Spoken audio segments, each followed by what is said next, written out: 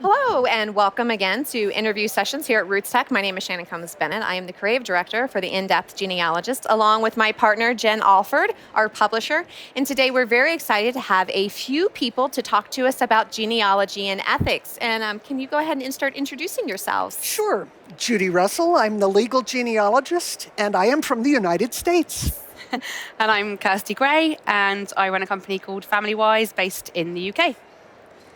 And I'm Jill, also known as Jeannie Oz, from the land down under, Australia. You have to be very specific with us, I guess, just to make sure which land down under, right? Well, thank you, ladies, for joining us today. Ethics and genealogy can be very... While some people hope it's black and white, there are a lot of gray areas, which we discovered yesterday in the wonderful panel that Jill moderated. And if there were a few questions that I discovered people talking about on the way out. And there were. And you didn't actually get to all of the questions in the presentation. No. But what was one of the first ones that we wanted to talk about today, Jen? Well, the first thing we wanted to talk about was...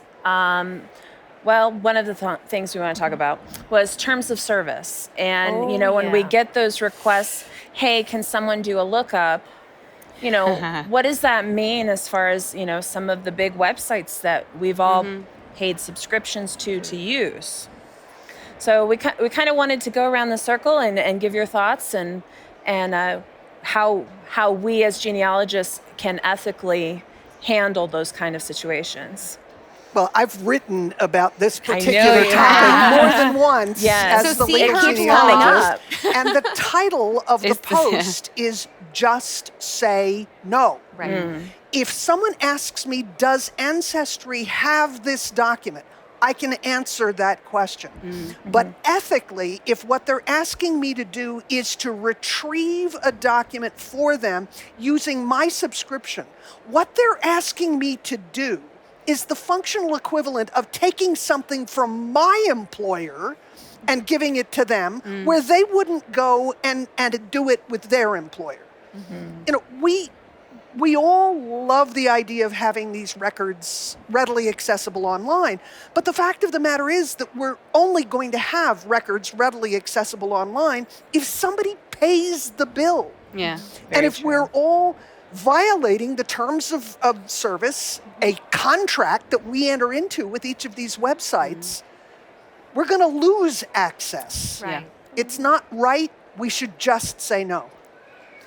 I think those three words are the critical ones. And I think the problem that we discussed on the panel yesterday, Jill, was there are a lot of Facebook groups that are designed to help people, but I don't think they actually help people to learn how to do the research.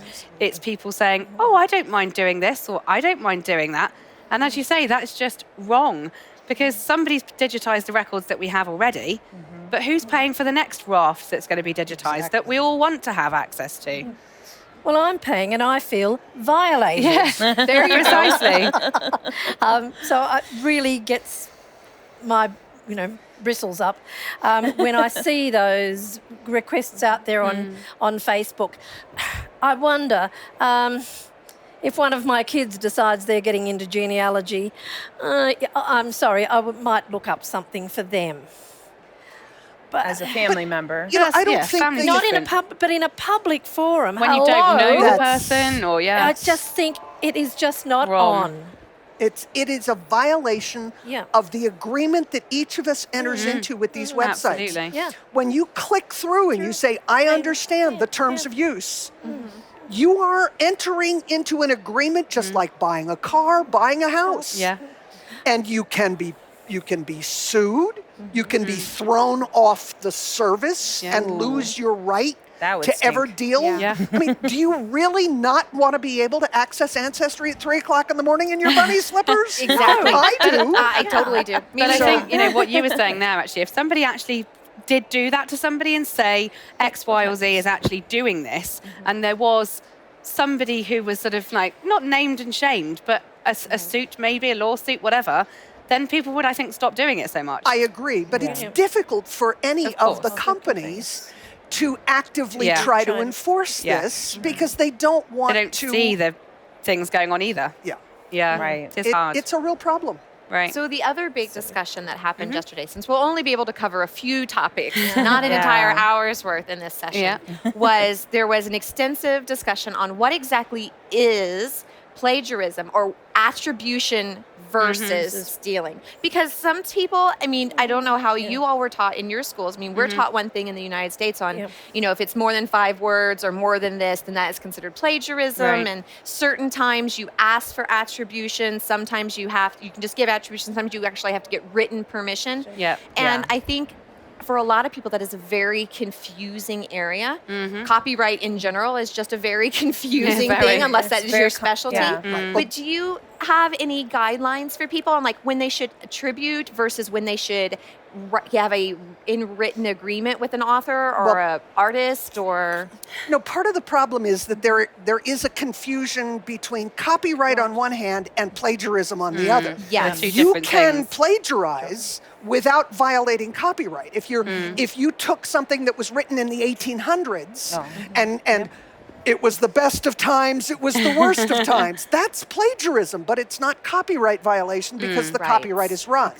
So we have to understand the distinction. Number one, we cannot take ideas, words, concepts that somebody else authored. Right. No. That's plagiarism. And if it's 3 words, 4 words, that's too many. Put it in quotes, credit your source. Right. As genealogists, we all want to know where we got the information anyway. Exactly. It's citing our sources. So plagiarism should be the least of our issues. Good. If it comes from somebody else, cite your source. Yeah. Now, if it's more than just a snippet, and I think 3 words, Okay, 3 words. in quotes, 3 sentences, get permission. Yeah. If we follow that general rule, we're never going to go wrong. Yeah. Wonderful. Do you all follow the same thing? I mean, I'm sure you're taught maybe the same things in schools over there? Absolutely. Yeah, Okay. I'd say it's Wonderful. slightly Good. different, You're right on your ear. but I think, you know, ours is slightly longer than yours, perhaps 10 words rather than 5. Yeah. But it's much of the muchness. But I think the Yes. difficulty is that it's when you actually write that text. If I'm writing it from a website, same as Jill, same as Judy, you know, if you're writing it for your own website, it's your copyright, whether you've got a C at the bottom or not. Doesn't matter. It's your copyright. It's my initial text. Right. But I think sometimes there's sort of woolly areas that if you're writing it for someone else and you haven't actually said, well, I'm writing it, but I give you permission to use it for your site. Right. I think that's where a lot of people have come unstuck. Is it mine? Is it that group that I've written for or whatever? And I think that's a lot of what people have come unstuck with. Well, here that's an and in the international. UK. That's Yes. an That's international Yeah. issue because in the United States, that's crystal clear. Right. You do not lose any copyright in the United States unless there is a signed agreement or and that's you're an exactly employee. the same as in the UK. But it's some not people don't understand everywhere. that. So Yeah. that's the part of the understanding. problem. Yeah. Much more serious, however, is the general perception of the consumer across the world. Right. If it's online, online, it's it's fair fair game. game. And Yeah, it's exactly. not. It's It is not. not. It is fair on game. the internet. absolutely not. That's right. No, It's exactly out that. there. Yeah. And that is true across the world. Absolutely. There are 168 countries that have signed the Berne Convention, which is an international agreement on copyright. Right. And this concept that it is my property and my property until I say otherwise is absolutely uniform Yeah. across the Berne Convention countries.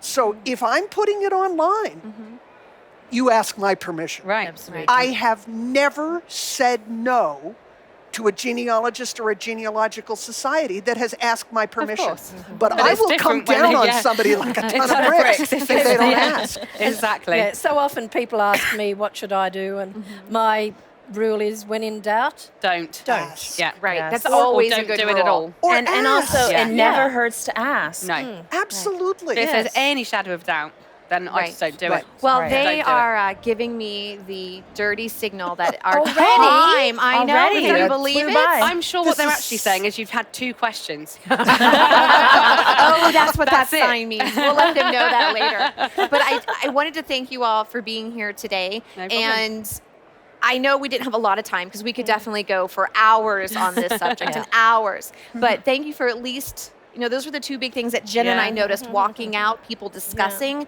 And we thought it would be great just to have other people's opinions for those who couldn't attend and have yours, of course, because everyone reads your blog, or they should. Everybody should. But thank you again, ladies, for joining us. We greatly appreciate it. Thank you so Thank you much. for having us. Thank everyone at home for watching today. Thank you.